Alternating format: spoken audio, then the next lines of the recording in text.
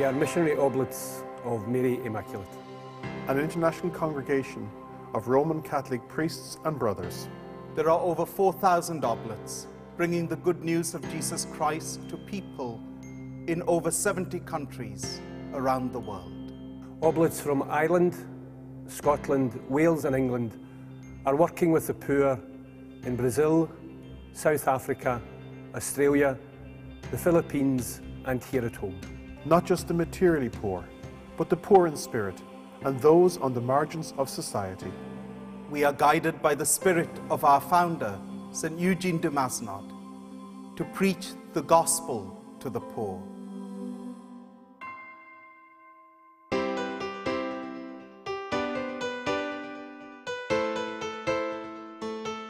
When I've had the opportunity to meet oblates and to hear what they're saying, to hear how they're living, it's different experiences, it's different situations, but there's the same openness, that same joy, I would like to think, of the gospel, a joy that comes from believing in what you're about. They work with the people. They don't stand at a distance. They don't stand behind the church or in the church. They're there working with the people. You know, I suppose most people's perceptions of priests is wearing cassocks or collars and standing in Mass and saying Mass, but the oblates, they're just ordinary individuals who have the religious faith in the background, but are there with the people, helping them. They are very human. They are very open and they're ordinary men. And you see that side of them, and you see that humanity, and you see the personality, and you really actually get to know the person behind the collar, if you like. I think what I see in the Oblates are a group of men who are committed to making a difference in some way by being there as listening ear to people. They have that compassion. There's something really different in a special way about the Oblates, that they don't see themselves removed from the parishioners or from the community. But there's something about the Oblates that I think they have time for people, and everything they do is focused on people. It's not focused on the church as an abstract thing. It's focused on the people within it. With the Oblates, in parallel to the diocesan clergy, is their sense of community and their sense of being together and their care for one another. And I suppose it's something about belonging to a larger family and moving around a lot more. They're one big family that work together not to help themselves but to help others. They seem to just love giving up time and, you know, energy and effort to make little differences in people's lives. It's about the Oblates just being with the people in no great, audacious manner, but just being there for them and accompanying them in their troubles and in their sorrows and in their joys, just walking with them. I'll describe them as people who want to get involved with anyone who they feel needs someone around them.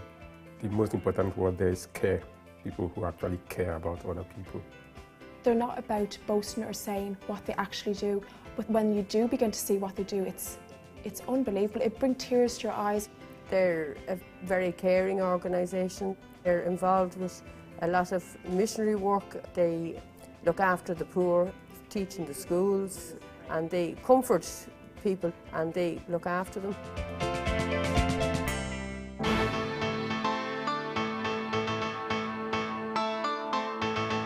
Serving the gospel as an oblate means serving the world, serving the church throughout the world. 70 countries. There is no limit to where they can serve. It depends on their gifts and their talents. Our men in Brazil and other parts of the world making a huge difference to the lives of people, both at the material level, at the human level, at the spiritual level. I've seen this in Miami, the way the Oblates work among the people there. I've seen it in Tijuana, where the Oblates are definitely a part of the lives of the people. And just to see how the Oblates help build up the lives of the people. They decide they will go to the remotest part of our country where it's hard to get to the people. Sometimes they have to go by boat. For example, we went out to a mission in the West and they probably only get a priest once in 6 months. And people probably have forgotten the order of the Mass, and you have to teach people over and over again to have the patience to actually work with people because you want them to hear the word of God. They're like actually real people like get down on your level, but are also like can be spiritual leaders too. I think that's the connection that you have to make, especially when dealing with young people, because they're not going to want to talk to someone who's way out there, holier than thou. They're Christ in the world today in such a way that we see sort of the divinity of Christ through them and also the humanity of Christ through them. The church has changed from it being a place where people come to on a Sunday for Eucharist to being an open community, an open house where people feel they can pop in during the day. So it's not just people coming in for Mass, but this will be a place where people feel welcome and wanted. And we provide quality service to the people in this community who may not necessarily want to go inside the church building, but will come into the New Life Centre. So it's outreach, I think. I do have a particular passion for prisoners because it's something to do with the Imaginer's own experience of redemption. I suppose that's the message that I try to get over to the guys in here. That in actual fact, they could be like Eugene, and so they come before the cross and know that they're loved by God and forgiven. Whatever way God works, it's not one-way traffic of the priest or the oblate evangelizing people, that in the whole process, in the whole journey, we are being evangelized just as much as we are evangelizing. If you go to England, Ireland, Scotland, and you go into every one of the major cities in those places, into the guts of the city where the cops are scared to go, you'll find the Oblates there. And I'm proud of that. I'm proud of our guys around the world. I'm proud of where we are as a community. I'm proud of our work, and I enjoy the work.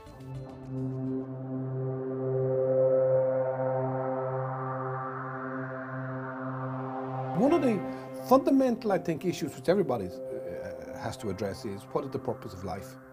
And what am I doing here? So there is a value judgment about what can you do. And for me, it was, helping people get to God. I think that's one of the best things you can spend your life at. I would love to work among the young people and see how if I can develop programs that would help them grow responsibly, and be able to withstand the different societal evils that have befallen really our world today. And if I can be part of that cause, then that will really be something. That year after college, I really was saying, what is God calling me? In what way? In what direction? And there was one moment there like, I am called to be a priest, and the Oblates really fit. We kind of hung around together, we prayed together, we went for a few beers together, and then ministry and friendship sort of flowed together. And I liked that. I just liked the ordinariness of it, and that spoke to me. It's the quality of a person's life that's so important, rather than, if you like, their particular skills or qualifications or titles. And I recognise now more and more, if a young man wants to commit himself to the Oblates as a brother, there is no shortage, there is no limit to what he can do, what he can contribute. If you believe you're being called to a religious vocation as a brother or a priest, come visit us, walk with us, as you discern where God is calling you. Ours is not an easy life, but it's a great life. And it might just be the life for you.